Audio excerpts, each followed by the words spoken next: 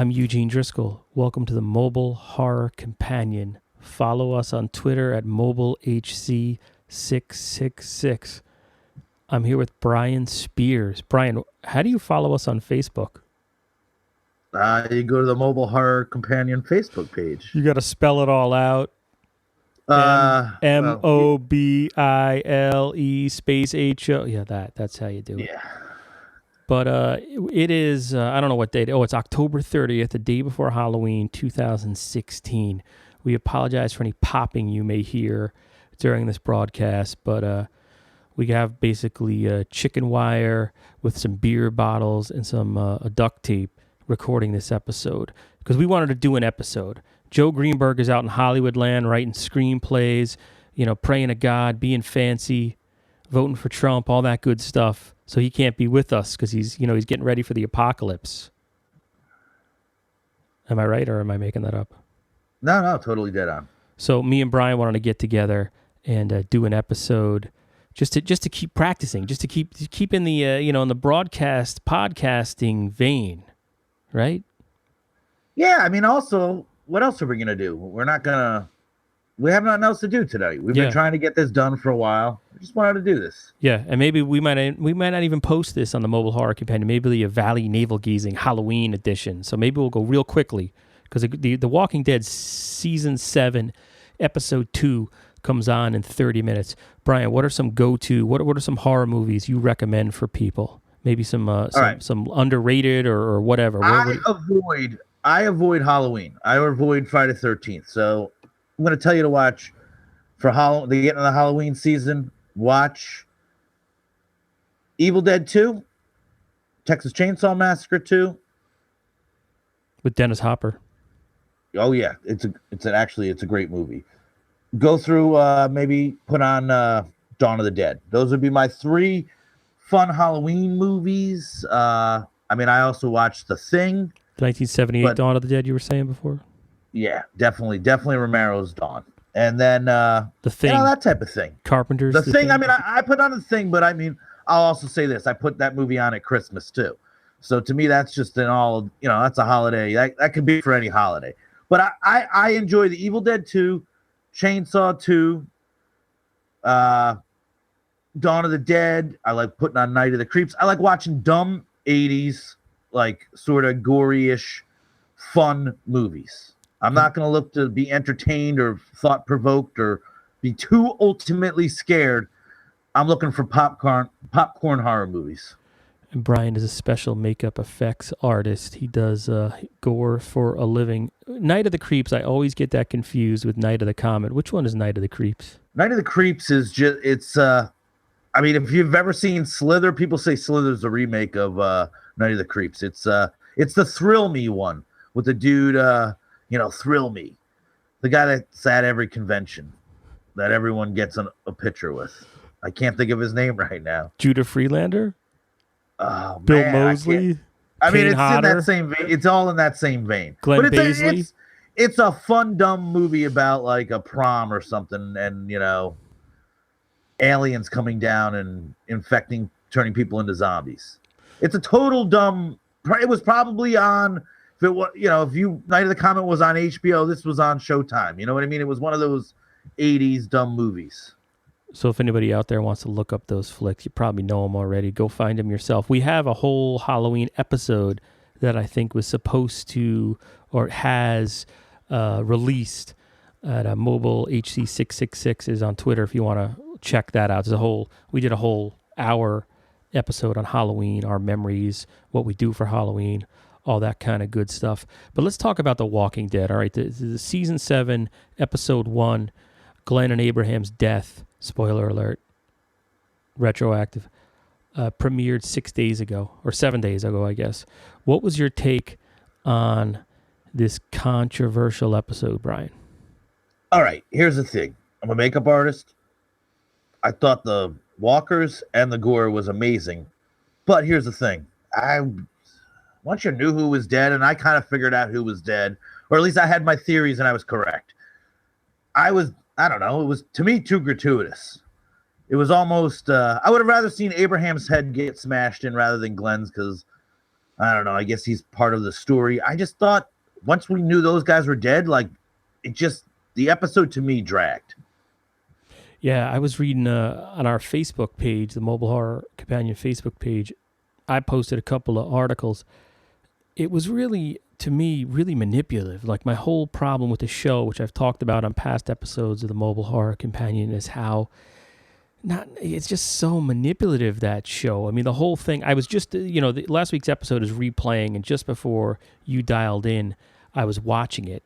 And just, after Glenn dies in the exact recreation of what happens in episode 1 or edition 100 or whatever it is of the comic book, it goes the whole Rick on top of the mobile home flashbacks, where how many times are you going to see him contorted, and it just seemed to drag on and on and on so they could and fit nothing happened. Yeah, it was just, they could have just made that way shorter. The whole reason, and some other, I don't remember where I read this, but they pointed out that when Rick is brought back by Negan and he's supposed to chop off his son's arm and then he doesn't, so that proves that, like, the fact that Negan tried to get him to do that proved that whole thing where he had him go on top to get the axe and blah, blah, blah, and swing on the zombie on the bridge, it was all for nothing because it didn't do anything. He was still not convinced. After all that, he was still like, Rick, you're not looking at me the right way. Here's some other crap for you to do. It was just dragged on, it just made no sense. And I don't know, it was one of those things where I actually fast forwarded it and I turned it off early. I mean, and then the whole thing was, so how do they get to kill Glenn? First, they just sacrifice. How much does it stink to be Abraham? That guy. Well, yeah, I mean, he's just sacrificed. Well, we got to kill. Let's just kill the new guy, the relatively new guy. And the whole thing, like, what was his? You'd think back to his character arc. What was that guy about? He's Mr. Army dude. He's protecting Eugene. He's in love with the other Army woman, and then he randomly dumps her to go for Cuddy from The Wire's sister. Yeah, and then yeah. then he just gets his head. It was just like, what? He had no. What a complete waste of time watching that guy's story was. Well, again, they killed him, and I felt he was an undeserved. Like, they could have killed 5 other characters too. You know what I mean? At that point, it wasn't like, what did he really do other than just be a guy that stood there and looked tough. They just should, yeah, right. They just should have killed everybody except the original cast members. Just get rid of them all. Let's get rid of all the new guys. Start over. And what drove me nuts is that it prolonged. I mean, once Glenn was dead, it's like, all right, the mystery's solved. All right, it's once Abraham was dead. Oh, whoa, Glenn died. All right, now, why didn't he just say, hey, if you don't listen to me, now go on your next mission, and you start bringing me stuff. I don't know, like, it just seemed to go on forever. Yeah. And ever and ever, and it wasn't even one of those like hour and a half episodes. This was an hour episode, and I felt like it was like the longest premiere ever. And I also, again, I just thought it was gratuitous. I just thought it was way. I mean, again, I mentioned all those movies just 10 minutes ago.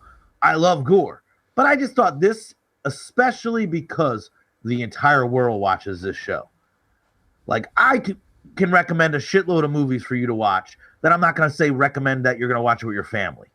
Yeah, I don't know. Like, it's just, like, maybe it's the baiting thing you're talking about, but to me, it just, I don't know. I thought it was a little gratuitous. It is crazy to see how, me and you grew up watching gore movies, and it was like, as a kid before the internet, on VHS tape, you would go track down a copy of Bad Taste, by Peter Jackson or whatever gore, horrific movie. It was like your own little thing. How mainstream, Dawn of the Dead, 1978 was sort of like your movie. You felt like it was your own little copy of it. No one else knew about it. We were bad kids seeking out a copy of Faces of Death. Now it's become so mainstream that, I mean, it's the most watched show on television right now. Yeah. It's like that, and number 2 is like Peppa Pig. It doesn't, it's totally bizarre how popular it was, and how, I don't know, what's going on in the culture that everybody had to see Glenn's eye pop out, because we all knew, even if you read the comic book or not, if you're, if you have access to the internet, you knew that was coming. You couldn't avoid it. You knew it was coming, yeah. And I think that's the other thing is it just bothered me because it was so over the top. Like, if that was in a movie, I would have dug it, but I don't know. I just thought it was a little too over the top, and I it was hard to feel sympathy when it was that grotesque. Yeah, and the whole thing, like, I mean, Rick and his, like, you know, the mucus coming out of his nose, and he's so, it's just like, how many times can we see that? I mean, the same thing last season with that, the last episode, to just remind people where they were driving in that mobile home, and then, you know, Negan's people were there. Then they made a left turn, and then Negan's people were there. It was, and, you know, it just goes on and on and on. I wonder what's going to, I don't know. Did you hear, like, just working on movie sets or TV sets or shows that you were working on, you know, without like naming names? What was the reaction among anybody you talked to, if any? A lot of people that I talked to, crew-wise, they all dug it. And and then a lot of people I know, they don't watch it, but they followed it just to see who died. And then again, there's a bunch of makeup artists. We all watched clips of it just to see, like, sorry about that. We all watch clips to see the makeup because we dug the makeup. But again, it was a, you know, I guess water cooler talk. You know what I mean? But again, yeah.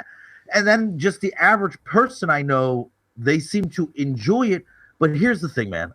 For me, season 2 is still the mecca because it was like story. Like there was a thing going, there was stuff going on, there was interesting characters. To me now, it's just, I don't know.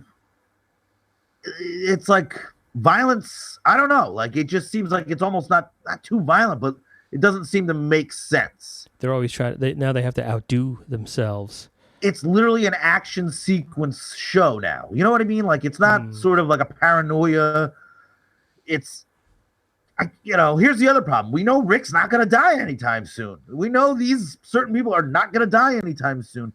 So it's like when the A-team would go to a mission, you would see, people would get shot and they would never get shot. Our characters are going to get beat up and they're going to get tortured. But in the beginning, it felt like this show, anyone could die. Now I don't believe that. Right. Yeah, I'm trying to look up on our Facebook page. That's what all that clicking is. If I don't know, if it might not pick it up on the recording, but I wanted to read some of this article that I had found. I don't even remember where it was, but I'm scrolling down to see if I can find it. And it was reaction, to last week's Walking Dead, or whenever this posts, however many weeks ago. I also feel that it's like, I mean, this makes me sound bad, but I think like Walking Dead now appeals to the lower common denominator. I still think it's an enjoyable show at times. And again, I love watching it they always do like a tribute makeup from another movie, which is awesome. They do so many things that I do like, but it's not the story that I like anymore. I don't know. I just think its base appeal is, it's probably more popular than football, but it feels like a dumb football game sometimes. Yeah, and it is. They really are appealing to the fans with a lot of the stuff they do. I mean, it's clearly written to, a lot of that seemed to just appease anybody who was not satisfied with the conclusion of last season's Walking Dead. They just amped up the gore. And of course, like everyone's been pointing out, why didn't they just make, last week's episode the end of last season's, which would have been much better. But that would have been great, and then you start over. Right, on a clean slate. But okay, it was The Verge, and it was called The Walking Dead's Quitters Club, kind of like Artie Quitter. Goodbye for real. And these are people that, they don't particularly like The Walking Dead. I guess they were fans at one point. The big pullout quote is they call it torture porn masquerading as drama. I don't know if I agree with that. The gore didn't really offend me. It is it's a zombie show, and zombies since Night of Living Dead, the gore part of it is part of the zombie genre. You know what I mean? It's like Dracula. Again, it didn't offend me either, but I do know, like, my niece watches it. Like, I just think, like, she's definitely used to seeing stuff, but I just thought it was a little, because, it's your beloved Glenn character. I don't know, like, yeah, maybe if Abraham's eye popped out, I wouldn't care. But it was like Glenn, that's his wife with his unborn babies looking at him. I don't know. I just thought that was a little, manipulative. And here's what they're saying. This is some writer. I don't know which one it was, but they relied on gimmicks. The same episode, or the same goes for the pacing of last night's episode. They didn't reveal who actually died until more than 20 minutes into the broadcast. And then even Abraham's death was a fake out, as Glenn was murdered in the harshest way possible 5 minutes later. That is orchestrated cynicism, pure and simple, forcing the audience to wait until the show was safely past its second commercial break before answering the question it left everyone asking. At a certain point, you have to sit back and realize what you're watching is not satisfying storytelling, it is manipulation. And I agree with that 1,000. That's like I agree with that. I agree with that. I was trying to say that in all our past critiques of The Walking Dead, and I never really got it out. But that's what I'm talking about. Like when they put kids in danger and they just set up kids to be eaten and all that kind of stuff. They think they're breaking taboos and pushing the envelope, but they're just being really cheap. And they're not pushing the story. Yeah, see, that's the other problem with me. Like we should have just started like when he walked away and said, "I'll be back in a week." And like, you better have something for me. That's it. The minute he hit those guys in the head, boom, I'll be back in a week. Get me my stuff. And I would have rather seen our people deal with that. Right. And that's the difference between, and I'm going to have to wrap it up because my wife just got home. I know. I hear that. You can hear my but kid can yelling. I just say about tonight's episode, we're not even going to see those guys. It's going to be a totally different story, right, which is another form of manipulation. And if you look, I mean, compare The Walking Dead on AMC to not even Breaking Bad, but the other, like current shows like Better Call Saul, you know what I mean, or the last season of Mad Men. There's a big these shows difference. You're talking about, they're great. They're popular shows, but they haven't hit the Walmart. You know what I'm trying to say? Yeah. And that's where Walking Dead now has to appeal to everyone. Yeah, it's not really story driven anymore. It's more about it seems like demographics and marketing. It's a total action show. Yeah, and like just maximizing its profitability. But and just I know you got to go, but I just got to get this out. The whole reason Glenn died, for all the ladies out there, is your buddy Daryl. That guy got him killed. So. I mean, come on, let's get rid of Daryl. I mean, Daryl getting up and running and tackling the guy. Come on. Wouldn't they have just killed Daryl? So for all the fans of Daryl, well, that's my other point about this whole thing. Wouldn't you kill the alpha males? You would kill Rick and Daryl. That's the end of it. Glenn would live 100 years. They'd be like, all right, go ahead, dude. Can you fix a Camaro? All right, you're good. Just listen to me and get me some bread every once in a while. That's all Negan had to say. And all right, my personal thing with Negan, and I've said this on past episodes, first of all, he's too skinny. That guy weighs like 90 pounds. I mean, he looks like he's on some kind of vegan diet. And then the other thing that was driving me nuts is how much hair gel is that guy putting in his hair? That's a lot of hair gel. And who's gonna bother with product? My only issue, besides those, he's just too mean. Like it just where's it go from here? Like I don't know. Like right, he's the meanest bad guy we ever met. And I know that probably works in the comic book, but I don't know. Like. He's too mean. Like he's a drag to be around. It's like, this guy again. Ugh. Right. And if you have 3 seasons with him, if they're gonna stretch it out for the next couple of years, that is rough. He's just too bad of a bad guy. It's like, why didn't you just make him bald and put a weird eye in him and have him rub a cat? Right. Yeah. All right, dude. I gotta go check on my family. They just came home. They were away gallivanting today. So well, tell them to enjoy Halloween. Yeah, happy Halloween. So we'll end this right now, and we'll see you next time whenever this thing tapes. All right, man. Later.